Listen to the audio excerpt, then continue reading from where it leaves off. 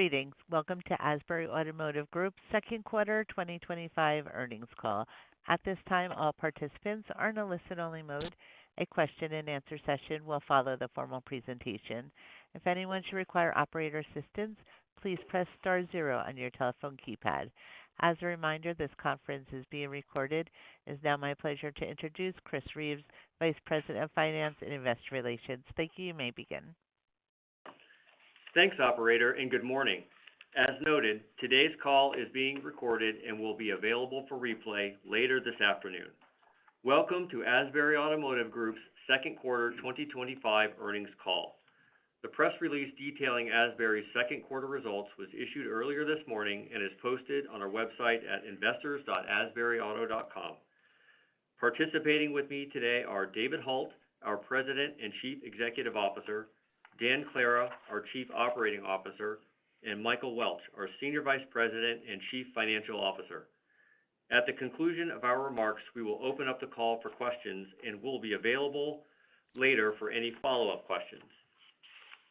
Before we begin, we must remind you that the discussion during the call today is likely to contain forward-looking statements. Forward-looking statements are statements other than those which are historical in nature, which may include financial projections, forecasts, and current expectations, each of which are subject to significant uncertainties. For information regarding certain of the risks that may cause actual results to differ materially from these statements, please see our filings with the SEC from time to time, including our Form 10-K for the year ended December 31st, 2024, and any subsequently filed quarterly reports on Form 10-Q and our earnings release issued earlier today. We expressly disclaim any responsibility to update forward-looking statements. In addition, certain non-GAAP financial measures, as defined under SEC rules, may be discussed on this call. As required by applicable SEC rules, we provide reconciliations of any such non-GAAP financial measures to the most directly comparable GAAP measures on our website. Comparisons will be made on a year-over-year basis unless we indicate otherwise. We have also posted an updated investor presentation on our website, investors.asburyauto.com, highlighting our second quarter results. It is now my pleasure to hand the call over to our CEO, David Hult. David? Thank you, Chris, and good morning, everyone. Welcome to our second quarter earnings call. This is an exciting time for Asbury, and I want to begin my remarks by thanking our team members who make it all possible through their hard work and approach to execution that has helped us consistently lead the pack in operating efficiency. I would also like to formally welcome the more than 2,000 team members from Herb Chambers. And finally, I want to personally thank Herb Chambers for the opportunity to be a steward of his business. We look forward to a bright future together, and we're eager to partner with the Herb Chambers team members to continue growing our presence in the New England market with the high level of service you have been delivering for 40 years. Shifting to our operational performance, we continue to see strong demand in the second quarter as consumers weighed the decision to buy ahead of potentially higher prices from an ever-changing tariff landscape. But we did see the SAAR decline as the quarter went on.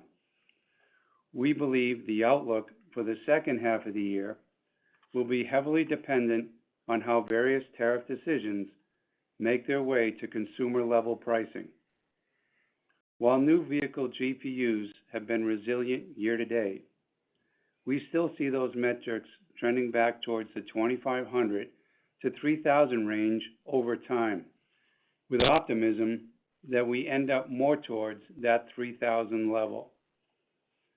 Used vehicle profitability has remained strong, supported by a constrained supply environment. Based on the limited pool of used vehicles, we have chosen to focus on gross profit, but will continually evaluate that approach based on how the used vehicle market evolves. Our parts and service business continued to deliver stable, consistent growth, with same-store gross profit up 7% for the quarter. We are continuing to invest in tools and technology that will enable our fixed operations business to operate more efficiently and deliver an even better guest experience. Our transition to Tekion is part of that investment, and we are happy to report that our Koons stores are now 100% converted to the new DMS.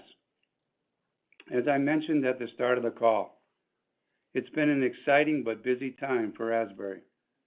Our near-term focus will be ensuring all of our critical initiatives are executed at the highest level possible. I couldn't wrap up my comments about our operational performance without commending the team for their focus on running the business efficiently. Our same-store adjusted SG&A as a percentage of gross profit was 63.2% for the quarter, an improvement of over 100 basis points from the second quarter of 2024, and a sequential improvement from the first quarter of 2025. It is important to note that we still see opportunity to further reduce our SG&A profile over time. Our ability to grow the company through transformative acquisitions while maintaining our operating margin profile is a point of pride for us. But it's just one element of our broader approach to strategically managing our portfolio and deploying capital to its highest and best use. In the second quarter and through July 28th, we divested of 9 stores as part of an ongoing capital allocation in our effort to optimize our portfolio. The proceeds from these transactions helped to offset some of our investment in Herb Chambers, and we anticipate prioritizing leverage reduction over the next 12 to 18 months as we work to integrate the acquisition and focus on our migration to Tekion. That said, share repurchases are an important component of our capital allocation strategy, and we will be opportunistic in our execution of share buybacks, even as we work to reduce our leverage ratio. And now for our consolidated results for the second quarter. We generated $4.4 billion in revenue, had a gross profit of $752 million, and a gross profit margin of 17.2%. We delivered an adjusted operating margin of 5.8%. Our adjusted earnings per share was $7.43, and our adjusted EBITDA was $256 million. Before I pass to Dan, I want to once again acknowledge our team members for their focus and dedication to the business. Your commitment every day puts us on the path to be the most guest-centric automotive retailer, and we're optimistic about the future. Now Dan will discuss our operational performance. Dan? Thank you, David, and good morning, everyone. I am going to provide some updates on our same-store performance, which includes dealerships and TCA on a year-over-year basis unless stated otherwise. Starting with new vehicles, same-store revenue was up 9% year-over-year, and units were up 7%. New average gross profit per vehicle was $3,611. Brand unit performance varied widely depending on availability or potential for tariff impact. Our volume for Stellantis was up 15.6% this quarter compared to national sales down 11.5%. Across all brands, our same-store new day supply was 59 days at the end of June. Turning to used vehicles, second quarter unit volume was down 4% year-over-year. Used retail gross profit per unit was $1,729, which marks the fourth quarter of sequential growth. We continue to monitor conditions on a market-by-market basis for deploying our approach to pre-owned, and we still plan to prioritize unit profitability at this point of the used car supply cycle. Our same-store used day supply of inventory was 37 days at the end of the quarter. Shifting to F&I, we earned an F&I PVR of $2,096. The deferred revenue headwind of TCA was a $161 decrease in the same-store F&I PVR number year over year. As a reminder, we are planning the TCA rollout to the Koons stores in the fourth quarter of this year, following the recent completion of the Tekion conversion at those stores. The timing of this TCA rollout changes the magnitude of the deferral headwind that we had estimated at the start of the year. Michael later will walk you through additional details regarding TCA. In the second quarter, our total front-end yield per vehicle was $4,861. Moving to parts and service. As David mentioned earlier, our same-store parts and service gross profit was up 7% in the quarter. We generated a gross profit margin of 59.2%, an expansion of 53 basis points. In addition, our fixed absorption rate was over 100%, an important benchmark for the strength of the business. When looking at our customer pay and warranty performance, customer pay gross profit was up 7%, with warranty gross profit higher by 16%, or 9% on a combined basis. In our Western stores, we grew 15% on this combined metric. We continue to be bullish on the long-term trajectory of our parts and service business. We believe the continually aging car park and the increasing complexity of modern vehicles mean our stores are well positioned to capture future service growth. The average age of a passenger car on the road is 14.5 years old, and the average truck is nearly 12 years old. Additionally, recent and upcoming models have more technology and innovative powertrains, which should create opportunity for our service departments for years to come. And finally, on an all-store basis, we retailed over 9,500 sales through ClickLane in the second quarter. 46% of these sales were new units. Before I pass the call, I would like to once again thank our team members for their commitment to service and to be the most guest-centric automotive retailer. I will now hand the call over to Michael to discuss our financial performance. Michael?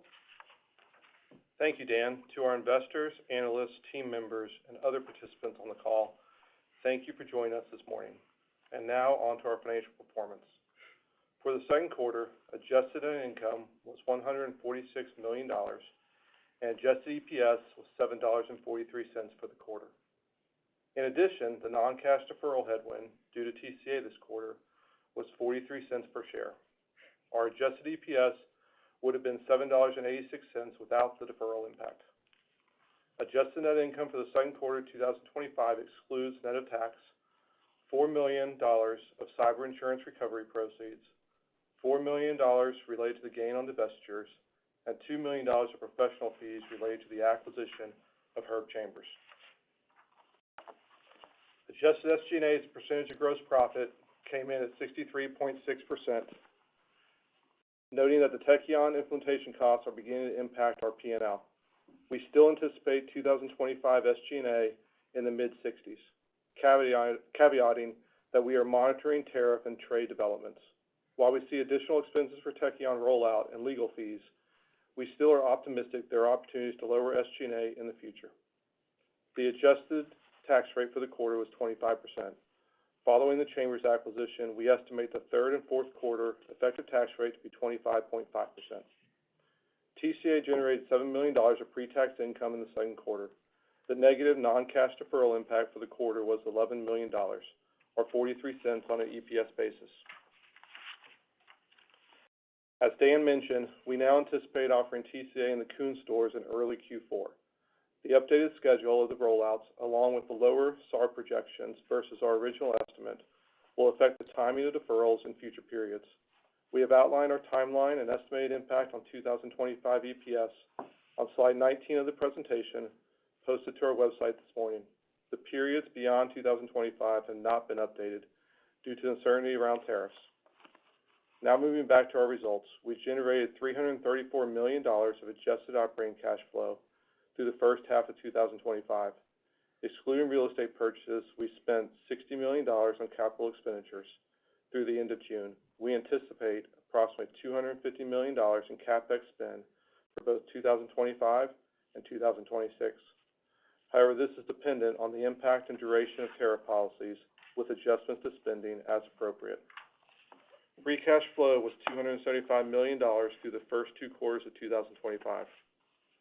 We ended Q2 with $1.1 billion of liquidity comprised of floor plan offset accounts, availability on both our used line and revolving credit facility, and cash excluding cash at Total Care Auto. Our transaction-adjusted net leverage ratio was 2.46 times at the end of June. Following the Chambers acquisition, we anticipate that this ratio will be above our target range. We will work down our leverage over the next 12 to 18 months and expect to be below the higher end of our range in mid to late 2026. On July 21st, we closed on the acquisition of Herb Chambers Automotive Group. Full year 2024 adjusted EBITDA for Herb Chambers was $176.8 million, and the transaction was valued at about $1.45 billion. Of this amount, $750 million represented Blue Sky, and $610 million was real estate and improvements. Please refer to slide 32 in our investor deck and the Form 8-K filed this morning for more information on the pro forma financials. Upon completion of the deal, with our amended credit agreement, our revolver capacity increased to $925 million, and our new vehicle floor plan facility to $2.25 billion. This deal was financed through a combination of our credit facility funding, proceeds from a new mortgage facility, and cash. As noted in our release this morning, we divested 9 stores with annualized revenue of $619 million since the start of the second quarter. This was done as part of our portfolio optimization strategy, and it allowed us to use the net proceeds of $250 to $270 million towards reducing our leverage. Before we take questions, I want to thank our team members. We appreciate and recognize your efforts and performance. And with that, this concludes our prepared remarks. We will now turn the call over to the operator and take your questions. Operator? Thank you. If you would like to ask a question, please press star 1 on your telephone keypad. A confirmation tone will indicate your line is in the question queue. You may press star 2 if you would like to remove your question from the queue. And for participants using speaker equipment, it may be necessary to pick up your handset before pressing the star keys. One moment while we poll for questions. Our first question is from Jeff Lick with Stephens. Please proceed. Good morning, guys. Congrats on a great quarter and congrats on the acquisition. I know that means a lot to you, David, with your New England roots up here. I just wonder if you could just walk through as the quarter progressed, kind of the cadence of GPU and also units, and just where do you see things standing now as we are into the first month of Q3? Morning, Jeff. This is Dan. So as the quarter progressed, we saw the GPUs started stronger in the first part of the quarter as the SAR started to level off, as David mentioned in his remarks at the beginning of the call. We started to see adjustment into the GPUs as well. I'll tell you that as things move forward, situation is still pretty fluid. There's been, as you know, a few agreements that have been reached with Japan and the European Union, but still trying to see where things are going to fall and how the OEMs will react. But back to the comment that David stated earlier, we see those still have belief that those GPUs fall in the 2,500 to 3,000 range. And that range you've given, that's inclusive of any, say, new kind of dealer invoice to MSRP adjustments and relationships? Yeah, it's again, it's still hard to tell where the part is going to fall, for lack of a better term, until we start to see how they're adjusting. I will tell you there's been a few OEMs, domestic and some of the luxury imports that have slightly adjusted invoice, but it's still too early to tell to see what the final impact is going to be. And is it your thinking that most likely all of the kind of major adjustments, if there are any, will really kind of accompany the 2026 model year changeover? Yes. I think, yes, the 2026 model, when you think about the OEMs going through the transition right now, and this has been going on since the end of the first quarter, they've had plenty of time to strategize, think about it, and make the necessary adjustments that are going to come down the pipeline. But you also got to think about that anything that has to do from a production standpoint, it takes time to really adjust the parts and the suppliers and what have you. So I do expect that in the 2026 model, there'll be the adjustments necessary to adjust to the tariff, but it'll take some time when it comes down to the packages and the options that might be available to adjust that accordingly with the suppliers. Awesome. Well, thanks very much for taking the question, and best of luck in Q3. Thank you. Our next question is from Federico Merendi with Bank of America. Please proceed. Good morning, guys. So you had a solid SG&A performance during the quarter, and I was wondering, can you talk more about the initiatives that are allowing the SG&A to remain under control? Yeah, I mean, the main one is just focusing on that productivity per employee. We just try to make sure we maintain that discipline on the headcount and getting the productivity for the employee side. That's the big one because most of our expenses are compensation. But then also looking at the different outside services that we use and making sure we're getting a good return for that investment. The one piece in that number that we still have in there is there's a couple $1 million of Tekion conversion cost in there, so that number would have been even lower if we wouldn't have had the kind of Tekion conversion cost in that mix.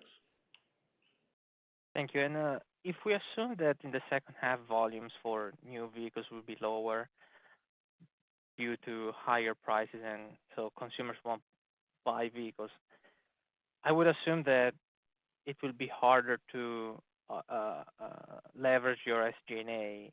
So how would you plan to offset the lower SG&A absorption? Again, that productivity for employees is key because a lot of our costs are commission based and they adjust with the either a downturn in volume or PVRs. So that cost discipline is key, but that's also why we kind of said mid-60s. To your point, it'll be a little tough to keep that lower number if the PVR drops off significantly or if the volume drops off. But that discipline on productivity is kind of the key to keeping that number as low as possible.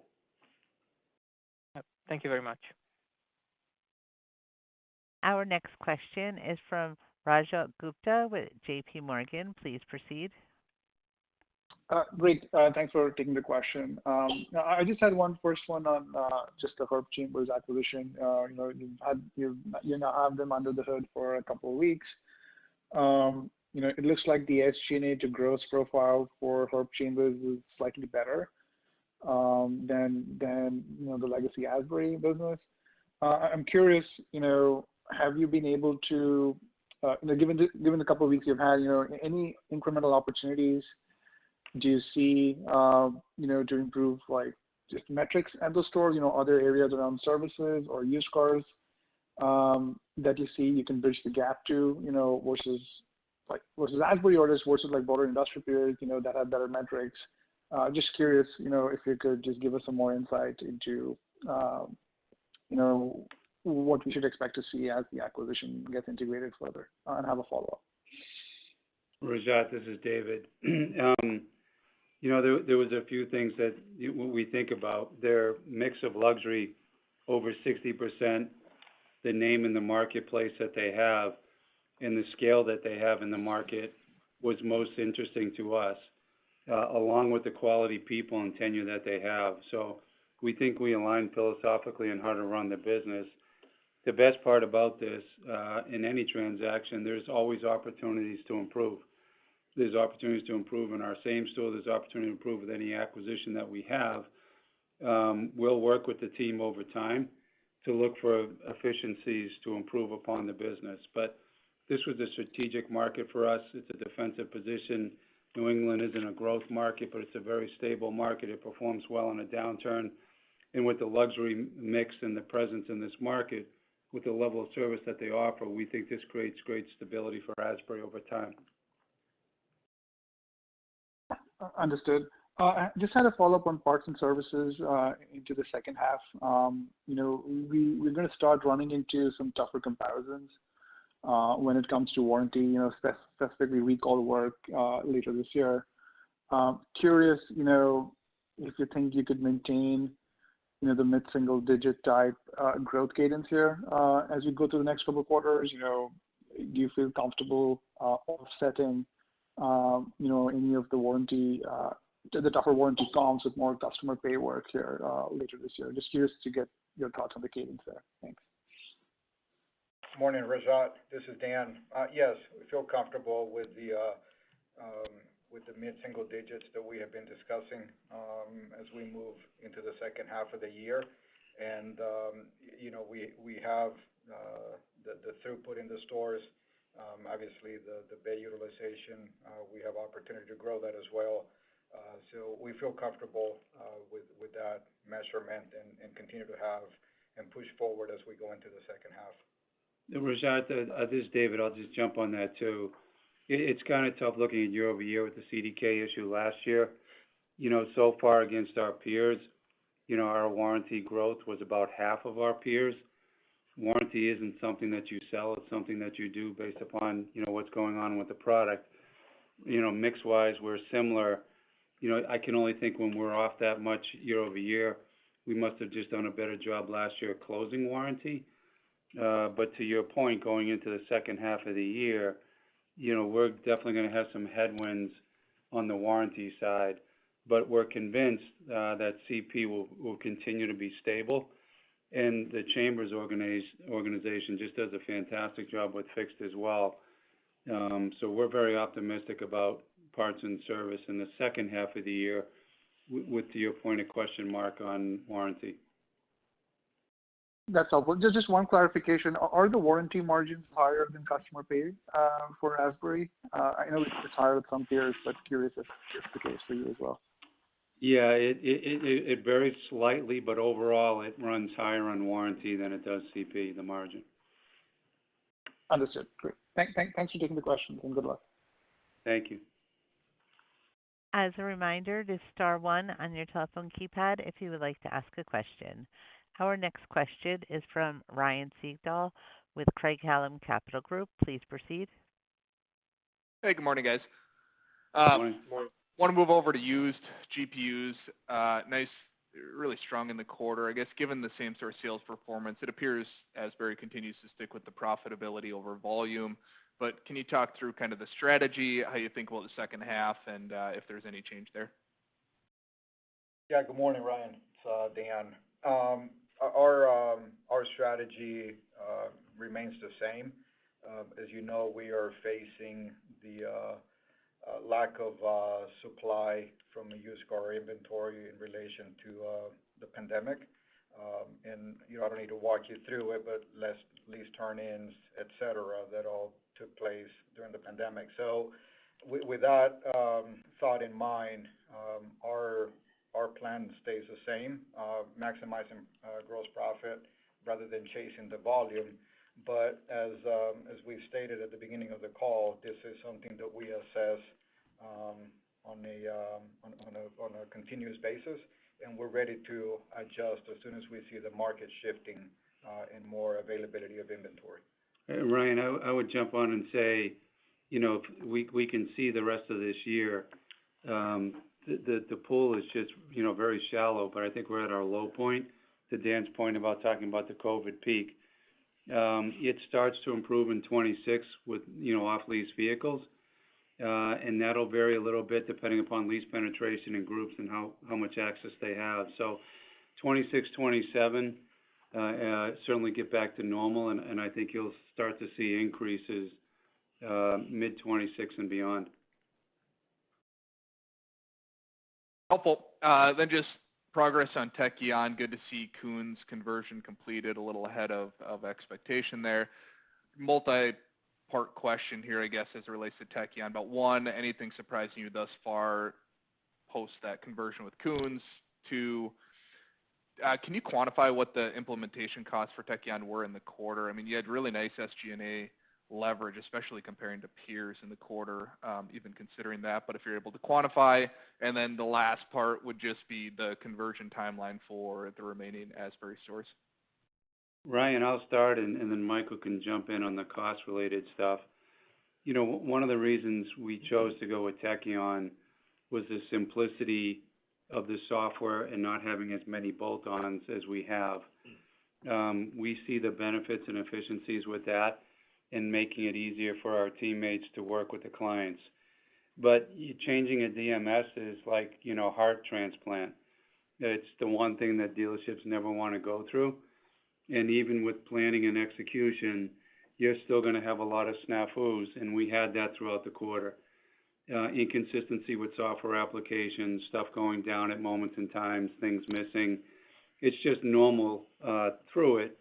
So, you know, to the Koons folks' credit, it was a frustrating quarter for them having to go through that. The stores that we originally piloted last year are all the way through that and really starting to see the efficiencies of the software. And when we're fully converted, which will hopefully be in 27, is when we really recognize the SG&A benefits, but also operating efficiencies. Positive feedback from some of the employees with less screens to utilize. Some of the feedback that we get from leadership, you know, the software is a little bit like a Ferrari. It's got more to it than what we're used to, so we're finding new things every day about it. So it's going to take us a while to become proficient on the software and work through the kinks of normal DMS conversions. But we're very happy and pleased with the progress and quite honestly how resilient the Koons team was working through it in the quarter.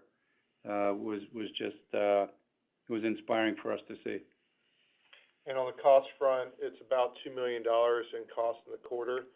About half of that is, I'll call it, you know, duplication and implementation costs with Tekion.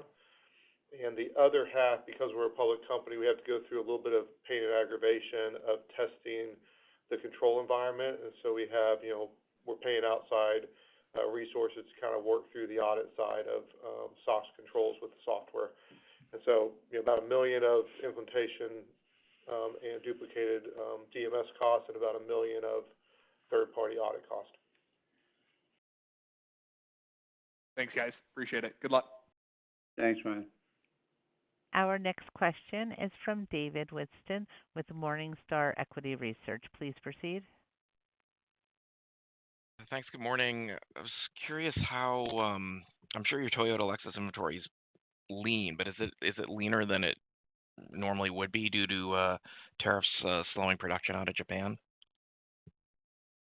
Morning, David. This is Dan. No, it's lean, but we have not seen a negative effect on, you know, being leaner than what we're used to operating. And as you know, we've been operating under that single-digit to low double-digit DSI for quite a while, and it's all about the turn. And I feel like our stores are doing a pretty good job with that. All right, thanks. And on the EV tax credit and your EV inventory, do you expect the OEMs post September 30, once the credit's gone, to be very aggressive on trying to pressure you on allocation? You know, this is something that you have been able to monitor and see coming for a while. I think some of the OEMs have done a very good job of planning accordingly, and the number of EVs, whether they are in production or allocation or, you know, even on the dealer lots, has been dwindling down. So I don't expect a tremendous amount of push because they have been preparing for it. And, you know, listen, at the end of the day, we're good partners. We are always going to make the best decision to make sure that we return the right level of return of investment to our shareholders, but we're going to be true partners and support our OEMs. But like I stated before, I think they've been planning accordingly. We've seen the DSI go down in the EVs, and we're monitoring that closely on a day-to-day basis to make sure that we retail the EVs that we have on the ground before that September 30th date. Okay. And just one last question on your geographic mix with Herb Chambers. Really, the one major part of the country you're not in is California. I know historically you haven't wanted to be there, but are you perhaps thinking more about the West Coast now that you've got the Northeast? David, this is David. I'll take that question. We don't, based upon the franchise laws in the different states and the economics in California, we just see there's better investments and better returns in other states. So, you can never say never, but for the near term, we divested our 2 stores in California. I think we'll stay outside of California and focus on the markets that we're in.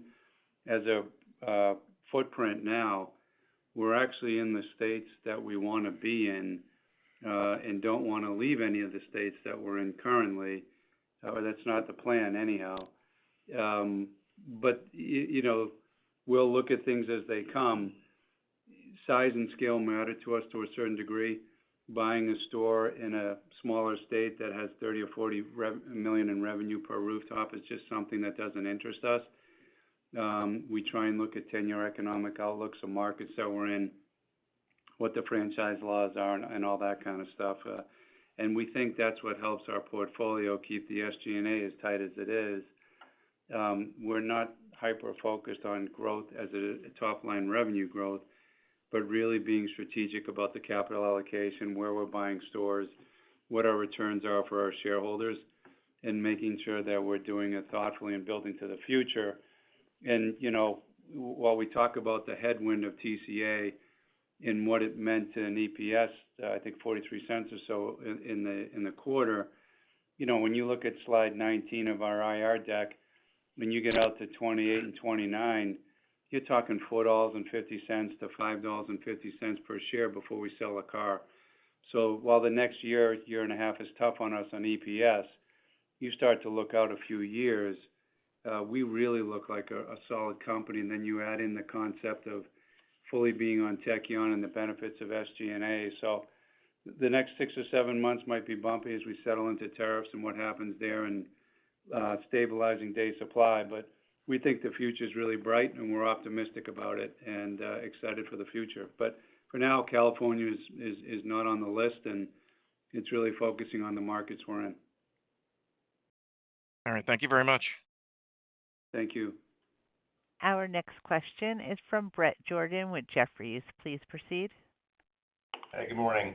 On slide 19, I guess you're pending full visibility in the tariff impact for the estimate reviews. Is there meaningful exposure on the parts side where you've written warranties that might see a higher parts cost than expected, or is most of that in labor or just too small in the total TCA portfolio to really make a difference in the next several years? Yeah, I mean, it's a good point.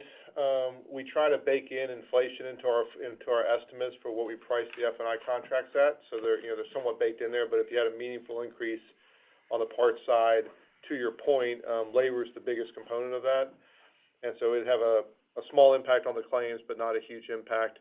On the 26 through 29, what we're really trying to figure out there is where do we think SAR shakes out? That's the big driver of the TCA runoff. And when kind of that deferral hits you is when that SAR rebounds.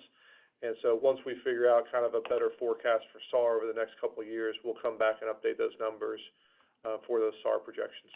And Brett, just to jump on that real quick, if you don't mind, when we acquired TCA, their AM Best rating was an A-. We've improved it to an A rating.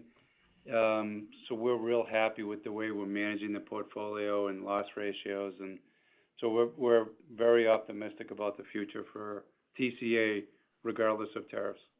Yeah, great, thank you. And then I follow up on regional dispersion, I guess. You called out the Western stores having 2x the company average in parts and service growth. Is there anything else sort of interesting from a regional performance, either on units or, puts and takes geographically? No, Brett, this is Dan, by the way. No, I don't think that there's anything else interesting. I'll just expand on the double-digit growth in the West, and we've been talking about this for the last, 12, 18 months.